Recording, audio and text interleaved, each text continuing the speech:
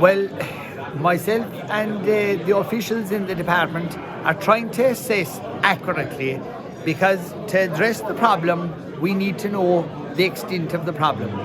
I've been out visiting forests myself around the country, and we are expecting that this will have far exceeded previous storms that we've had over the last number of years.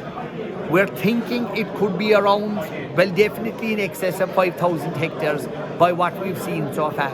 Where that will stop, I honestly can't tell you yet. We're using the satellite imagery, and also reports coming in from foresters, who I thank them very much for their support in this.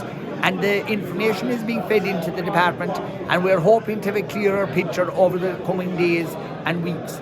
But to try to know and have a handle as to how we're going to react, and already I told you that I told the people here today that, and I'm grateful for this, that felling licenses have actually started coming in already, and that's good for us because they're showing us exactly what's happened on their plantations. I unfortunately have visited forests that the surviving trees that are still standing will have to come out because of practical reasons when the other timber is being extracted. In other words, it's going to be in the way.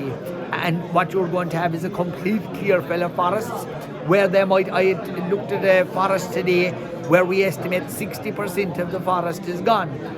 But because of the way the storm hit that forest, it's going to be very difficult to retain the 40%. And I'm fearful that 100% of that timber will have to come out of there. So we've all these type of things to assess and to deal with over the coming days and weeks. But the one commitment that I gave to the people here tonight at the Kerry IFA AGM was that we'll work diligently on this matter.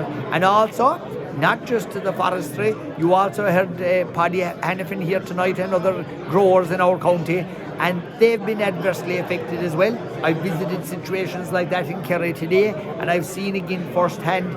And these are people that work so hard to build up their growing operation, and to see it all being blown away, and it's not their fault.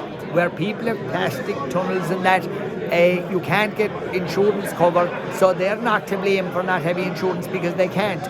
Neither the people that have forestries, in case people would say, sure, you should have cover for wind blow.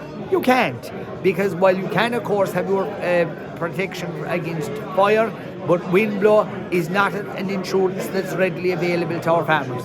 Finally, Michael, people are talking about compensation. I know you're going to say it's early and we need to have a full picture of what the damage is on the ground, but you know, farmers, whether they've forestry plantations, whether they're growers in our horticulture sector, people are very concerned about the financial impact of Storm Éowyn on them. Could there be a possibility that we look to Europe for funding here, for emergency funding to help our farmers affected? The one guarantee that I can give the people that are affected is whatever we can do and whatever we are able to provide. But at the end of the day, what we're talking about here is a quantity of a damage that we don't actually know what that is yet. And you can't come along and say, oh yes, we will. You can't say that at this stage, because that would be wrong and it wouldn't be helpful to the people that are affected. What I have to deal with is the facts first of all, and then progress. Issues like this will have to go before Cabinet, because we can make our recommendations, but we have a lot of work to do before we can even do something like that. And very finally, you said priority will be given by your officials in the department to the forests that have been affected by Storm Éowyn and processing those licenses as quickly as possible. Absolutely. And another fact that we don't know yet is how much of the affected forests already actually have permits to take out the timber, because in many instances we actually know already that they do, but the quantity of that we don't know.